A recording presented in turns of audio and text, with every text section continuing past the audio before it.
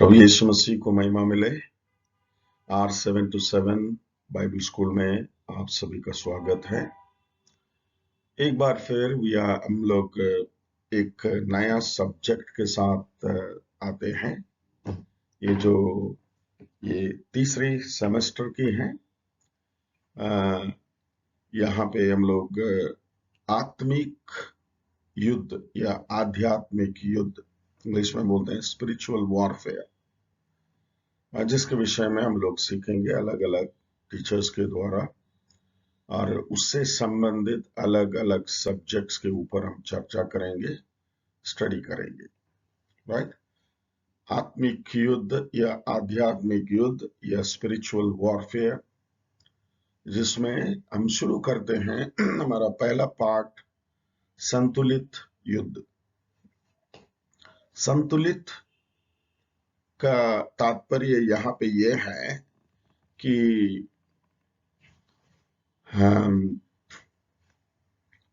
क्या चीजें जरूरी है, कौन कौन सी चीजें दिमाग में रखना जरूरी है।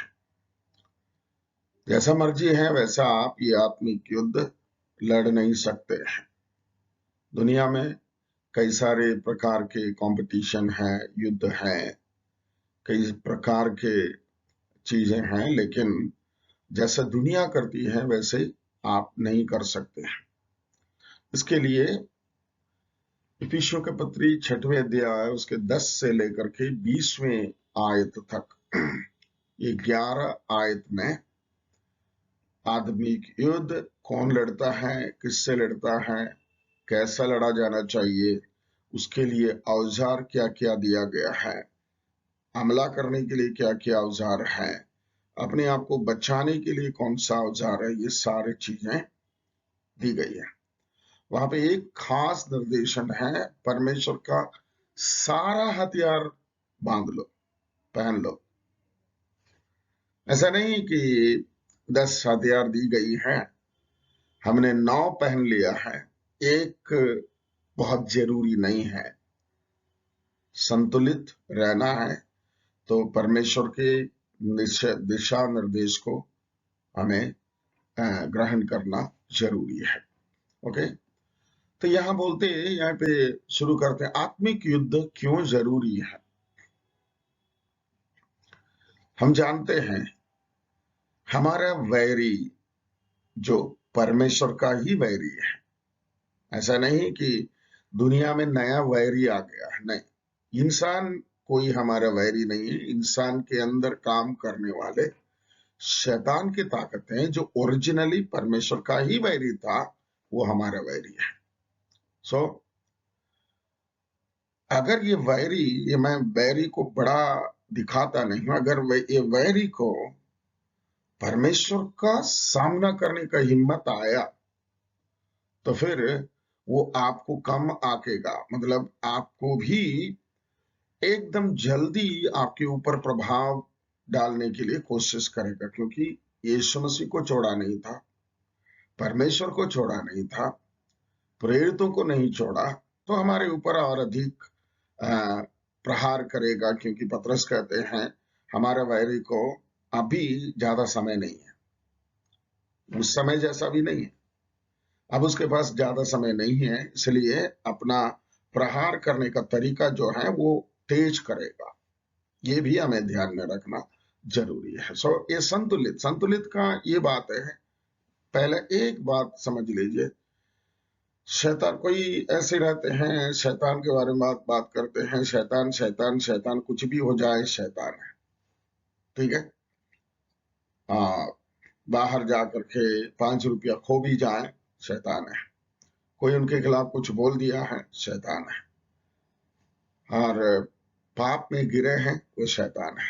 अपनी गलती को कहीं नहीं मानेंगे, अपने क्या बोलना चाहिए, अपने मतलब जैसा चलना चाहिए था वैसा नहीं चले, वो सब सोचेंगे नहीं, पूरा पूरा शैतान। और दूसरे साइड में कुछ लोग जो है शैतान को इग्नोर करे, शैतान है ही नहीं। कुछ लोग जो, अधिकांश लोग जो है साइकोलॉजिस्ट जो कहते हैं शैतान है नहीं, वो तुम्हारा वहम है, मन का भ्रम है, और तुम्हें लग रहा है ये याद रखिए। अगर यीशु ने बोला है, यीशु मसीह को शैतान ने परीक्षा में डाला है, राइट, यीशु मसीह का सामना किया है और यीशु मसीह ने उसके बारे में शिक्षा दिया है, तो मतलब हमें आध्यात्मिक युद्ध लड़ना है। यीशु ने लड़ा। इब्रानियों की पत्री 4 अध्याय उसके 15वें आयत में लिखा है, क्या लिखा है मालूम है? हमारे समान परखा गया लेकिन निष्पाप निकला। मतलब शैतान जो परीक्षाएं लेकर आता है, हमें उस पर उसके उसके सामने हारने का जरूरत नहीं है। ओके, चलिए, आत्मिक युद्ध क्यों जरूरी है? 3 पॉइंट ही दी गई है। देखिए, कई मसीह दुश्मन के द्वारा प्रभावित हो रहे हैं। ये दुश्मन कोई इंसान नहीं है, प्लीज ये याद रखना, शैतान। कई मसीही लोग जो हैं दुश्मन के द्वारा प्रभावित हो रहे हैं, कंफ्यूज हो रहे हैं और उनको पता नहीं चल रहा है क्या हो रहा है, राइट। आखिर में विश्वास से हट जाएंगे और कुछ तकलीफ आ जाते हैं तो जादूगर के पास भी जाते हैं। ये नहीं। हाँ, दूसरा, हमने लगातार आत्मिक युद्ध के सिद्धांतों का अभ्यास नहीं किया है। क्यों जरूरी है? देखें, लगातार आध्यात्मिक युद्ध के सिद्धांतों का अभ्यास नहीं किया है। बिना सिद्धांत के, बिना सही शिक्षा के हम लड़ाई के लिए जाते हैं, मुश्किल है, हार जाएंगे। और तीसरा, सेवकाई में एक ही जगह पर अलग अलग परिणाम हो चुके हैं। एक ही जगह पर अलग अलग परिणाम हो सकता है। आपने ये कहानी सुना? एक शू कंपनी वाले अपने रिप्रेजेंटेटिव को एक देश में, अफ्रीका के किसी टाउन में भेजा। ये गया, वहां पे लोगों को देखा, स्टडी किया। स्टडी करने के बाद उन्होंने कंपनी को मैसेज भेजा, यहाँ पे हमारा काम नहीं चलेगा क्योंकि यहाँ पे कोई भी जूता नहीं पहनता है। ये एक परिणाम है, मतलब रिप्रेजेंटेटिव के आकलन में ये एक परिणाम है। ठीक है, उसको वापस बुलाए। 3 महीने के बाद दूसरा एक रिप्रेजेंटेटिव को उन्होंने भेजा और वो जाकर वहां पे रहा कुछ टाइम, लोगों को से बातचीत किया, स्टडी किया और कंपनी को एक मैसेज भेजा, 10,000 जोड़ी तुरंत भेजो क्योंकि यहाँ पे कोई भी जूता नहीं पहनता है। ठीक है, चीज एक ही है। पहले वाले के नजर में भी जूता नहीं पहने कोई, दूसरे वाले के नजर में भी जूता कोई नहीं पहने। इसलिए देखिए, एक ही जगह में अलग अलग परिणाम हो चुके हैं। परिणाम अलग है, जैसा हम समझते हैं, जैसे हम अपॉर्चुनिटी को ले रहे हैं, जैसा जैसा हम समझदारी के साथ शैतान का सामना करते हैं या फिर ना समझ होकर शैतान का सामना करते हैं। इसलिए युद्ध संतुलित होना चाहिए, राइट, ये जरूरी है। ये तीनों बात को याद रखें। कई मसीही दुश्मन के द्वारा प्रभावित हो रहे हैं। हमने लगातार आत्मिक युद्ध के सिद्धांतों का अभ्यास नहीं किया है। सेवकाई में एक ही जगह पर अलग अलग परिणाम हो चुके हैं। ठीक है, आगे हम लोग बढ़ते हैं। कलीसियाई सेवकाई में संसार को 3 तत्व छू रहे हैं। संसार को 3 तत्व छू रहे हैं, राइट। ये कलीसियाई सेवकाई के अंदर नंबर 1 चेलापन, इंग्लिश में बोलते हैं डिसाइपलशिप। नंबर 2 सुसमाचार, प्रीचिंग द गॉस्पेल। नंबर 3 आत्मिक युद्ध, स्पिरिचुअल वॉरफेयर। ठीक है, ये तीनों चीज जो है कलीसियाई सेवकाई के अंदर होना चाहिए। कई बार चेलापन की जगह में हम लोग विश्वासी विश्वासी बोलते हैं। हम भी विश्वासी हैं, आराधना करने के लिए जो भी आता है वो विश्वासी है, लेकिन कहीं भी यीशु मसीह ने कभी विश्वासी बनाओ नहीं बोला, चेला बनाने के लिए बोला। चेले का मतलब गुरु को कॉपी करने वाला, गुरु के समान बनने वाला। अगर गुरु प्रचार किया, चेला भी प्रचार करेगा। गुरु सेवा किया, चेला भी करेगा। गुरु पांव धोया, चेला भी धोएगा। मतलब गुरु को क्या बोलना चाहिए, गुरु को आदर्श मानकर गुरु के समान बनने के लिए अपने आप को जो समर्पित व्यक्ति है उसको चेला कहते हैं। देखिए, हमें कुछ होने की जरूरत है, मतलब यीशु मसीह के विचार की तरह बदलने की जरूरत है, चेला। दूसरा, सुसमाचार में हमें कुछ बताने की जरूरत है, पहले कुछ बनने की जरूरत है, दैट इज चेला। दूसरा, बताने की जरूरत है, वो है सुसमाचार। सिंपल है सुसमाचार। क्या है? पहला कुरिन्ती 15वें अध्याय 3 से लेकर के 6 तक आप पढ़िए, वो ये सुसमाचार। यीशु मारा गया, गाड़ा गया, जी उठा। क्यों मारा गया, क्यों गाड़ा गया, जी उठने से क्या फायदा होता है हमारे साथ डायरेक्ट, अगर इसको एक्सप्लेन करेंगे, यही सुसमाचार है, राइट। कभी कभी हम सुसमाचार सुनाने के लिए किसी के लिए प्रार्थना करते हैं, बीमारी के लिए प्रार्थना करते हैं, उनके कुछ समस्या के लिए प्रार्थना करते हैं। समस्या के लिए प्रार्थना करके छोड़ देना सुसमाचार नहीं होता है। उनको यीशु मसीह के बारे में अवगत कराना, यीशु क्यों क्रूस पे मारा गया और उसकी मृत्यु के द्वारा इस व्यक्ति के जीवन में क्या हो सकता है। पौलुस रोमी को पत्री पहले अध्याय में 16-17 में कहते हैं, सुसमाचार से मैं लजाता नहीं, क्योंकि किसी के जीवन को बदलने के लिए वो ताकत रखता है। ये आपके दिमाग में रहना जरूरी है।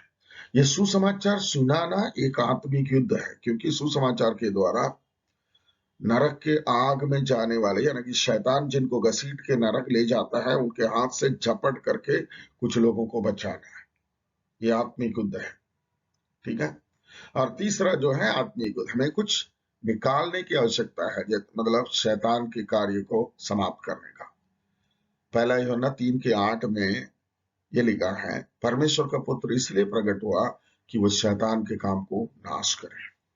परमेश्वर के पुत्र प्रकट हुआ, अपने काम तमाम किया और उसके बाद काम को हमारे हाथ में सौंप करके चला गया, ये बोल करके मैं वापस आऊंगा, तब तक इसको लेकर के व्यापार करना, सेवा करना और इसको बढ़ाना। जैसे 5 थोड़े जिसने पाया, 2 थोड़े जिसने पाया और 1 थोड़ा किसने पाया, जैसा 5 और 2 पाए हैं, उन्होंने उसको डबल किया। यही है हमारा काम। ये डबल होने के लिए कहा, शैतान लाखों करोड़ों करोड़ों लोगों को घसीट कर ले जा रहा है नरक की ओर, वहां से झपट करके निकालना, उसके लिए आत्मिक औजारों को इस्तेमाल करना, आत्मिक युद्ध को इस्तेमाल करना, राइट। उससे लड़ना है, कुछ लोगों को बचाना है। ओके, दूसरे पॉइंट को देखिए, संसार का चरित्र, कैरेक्टर ऑफ दिस वर्ल्ड। अगर आप संसार पर ध्यान दे तो क्या दिखेगा? देखिए, आप निराश, क्रोधी और उलझे होंगे। संसार का चरित्र यही है। कुछ नहीं होता है तो निराशा, फेल हो जाते हैं निराशा, नौकरी नहीं मिली है निराशा, शादी नहीं हुआ है निराशा, घर में पर्याप्त चीजें नहीं है निराशा, पति पत्नी के बीच में निराशा, माँ बाप बच्चों के बीच में, ये सब शैतान का चाल है और उसकी वजह से यह क्रोधी हो जाते हैं। क्रोध क्या करता है आपको मालूम है, किसी को बढ़ने नहीं देता है। दूसरा, आप आत्मिक युद्ध से अनभिज्ञ है, मतलब अनअवेयर ऑफ इट।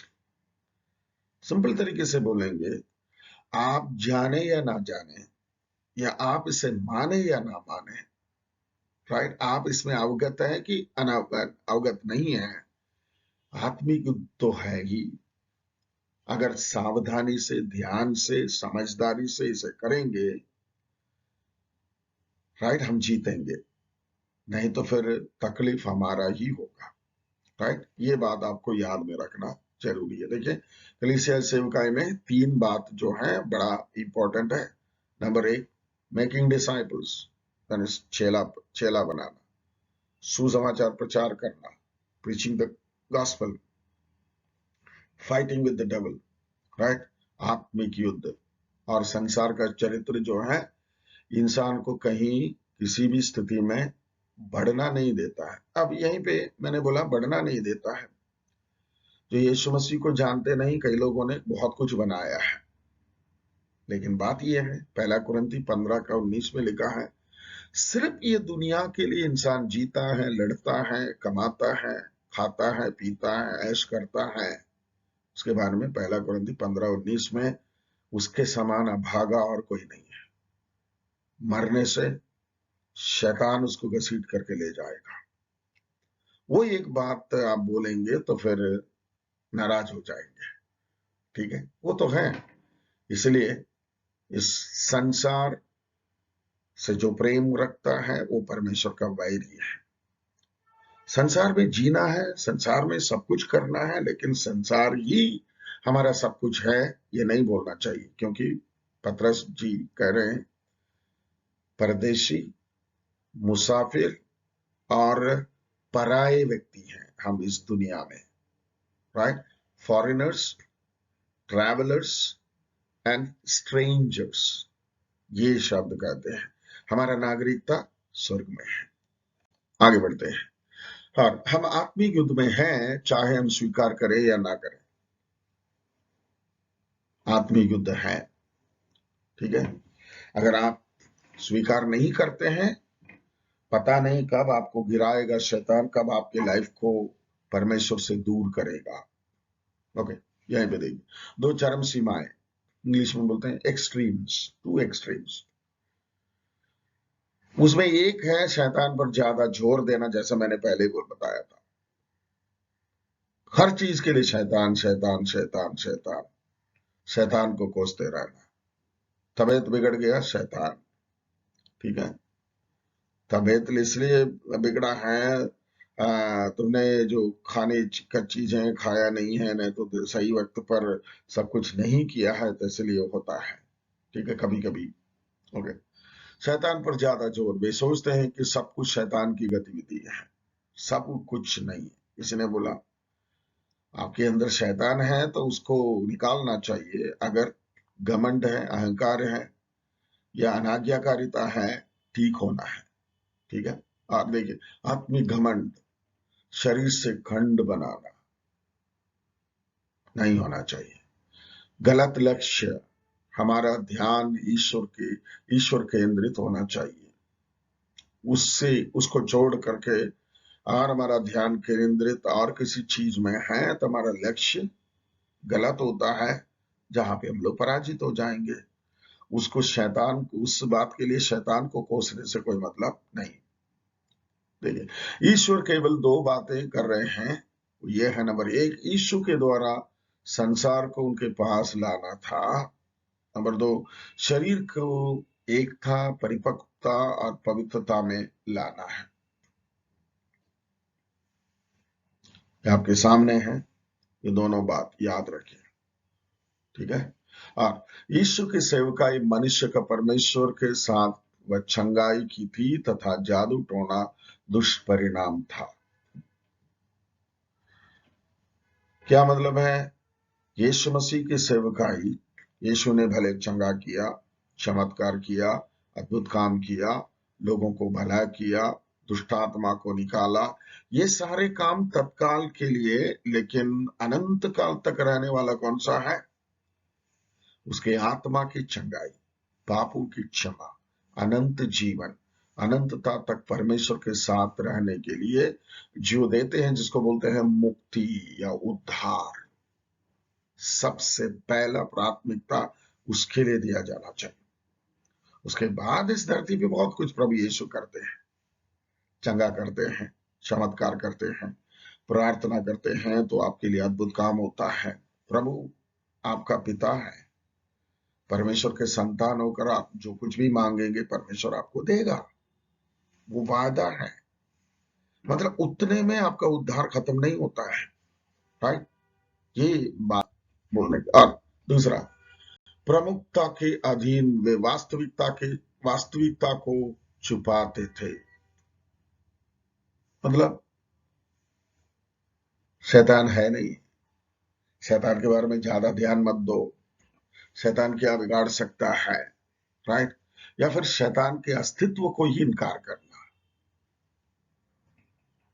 वो क्यों? देखिए, वे शैतान की वास्तविक चरित्र से अज्ञान, यही एक बात है, अज्ञानता। अज्ञानता में हम इंसान तो रहते हैं, लेकिन प्यारों, परमेश्वर ने आपके हाथ में अपना लिखित वचन को दिया है। पवित्र वचन के अंदर शैतान का जिक्र है। क्या उसे आप नहीं मानेंगे?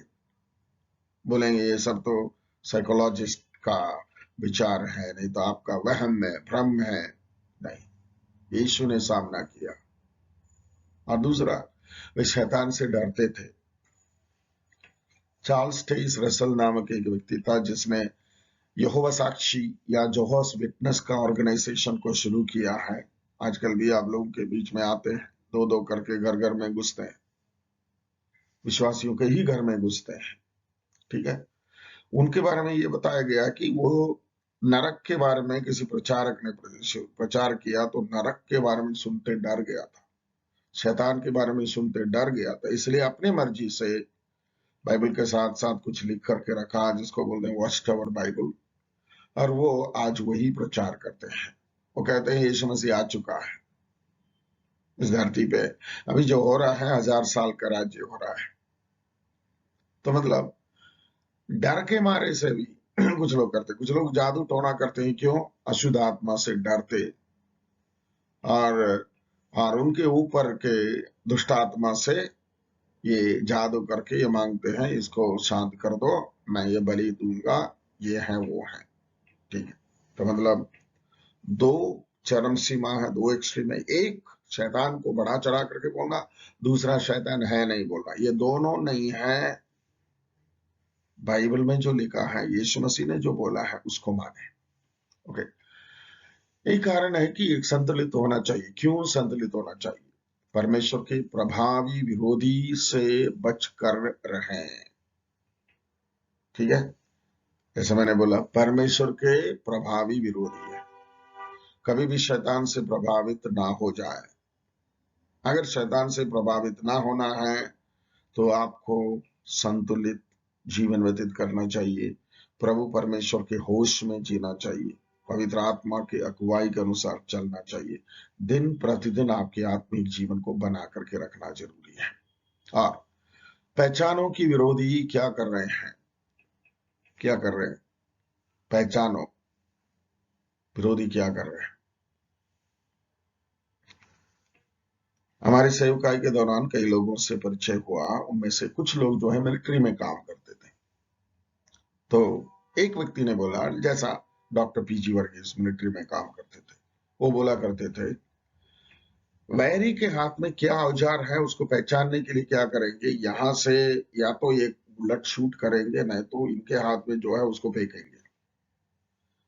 तब वैरी क्या समझेगा, उनके ऊपर अटैक हो रहा है बोल करके उनके हाथ में जो भी सबसे ताकतवर औजार है उसको वो इस्तेमाल करेगा। तो इनको समझ में आएगा उनके पास ये चीज है।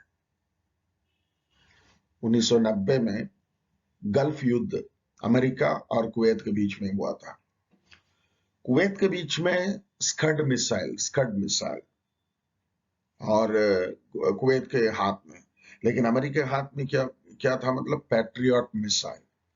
ये पैट्रियट मिसाइल का एक खूबी था, जो स्कड मिसाइल उनको अटैक करने के लिए जाता है, आसमान से ही उसको डिस्ट्रॉय कर सकता है। तो मतलब अगर शैतान के हाथ में या वैरी के हाथ में क्या औजार, वैरी कौन सा औजार लेकर आता है, वो अगर आपको समझ में आता है तो फिर आधा जीत गए, क्योंकि योजना तो समझ में आ गया, उसके अनुसार आप काम कर सकते हैं। यही है, पहचानो कि विरोधी क्या कर रहे हैं।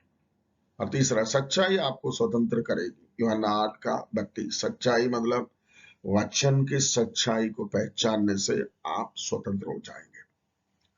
अपनी मर्जी से लड़ने से नहीं होगा। सच्चाई, वचन की सच्चाई तक पहुंचना जरूरी है। ओके, परमेश्वर के बारे में, परमेश्वर को जाने बिना आध्यात्मिक युद्ध में शामिल होने का प्रयास ना करें। ये मैंने बोला पहले, अपनी मर्जी से ना करें।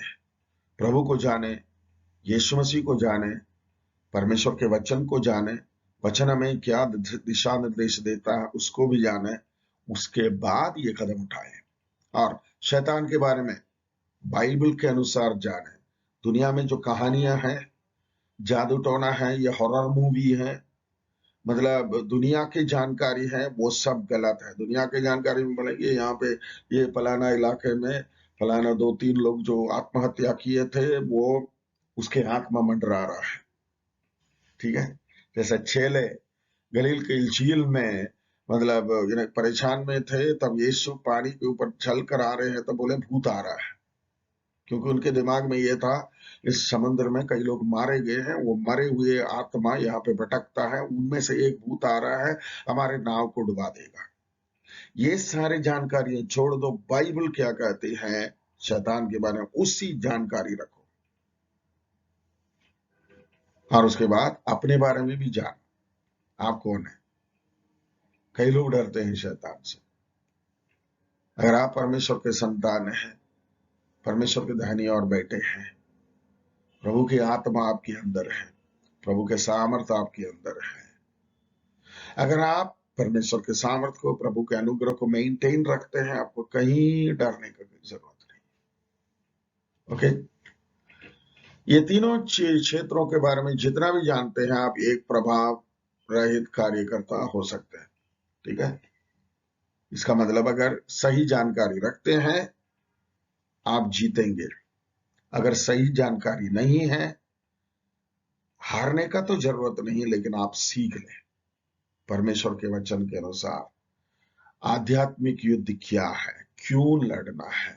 ठीक है, हमारा वैरी कौन है, हमारे पक्ष में कौन है, हमारे लिए इस लड़ाई के लिए क्या क्या मदद परमेश्वर के वचन से मिलता है, इस बात को समझ लें। लड़े, आप जीत जाएंगे। राइट, क्योंकि सेवकाई में ये बहुत बहुत इंपॉर्टेंट एक चीज है, इसलिए आप इसमें अनजान नहीं रह सकते हैं। ठीक है, अगले सेशन में हम लोग मिलेंगे, तब तक परमेश्वर आपको संभाल करके रखे। God bless you.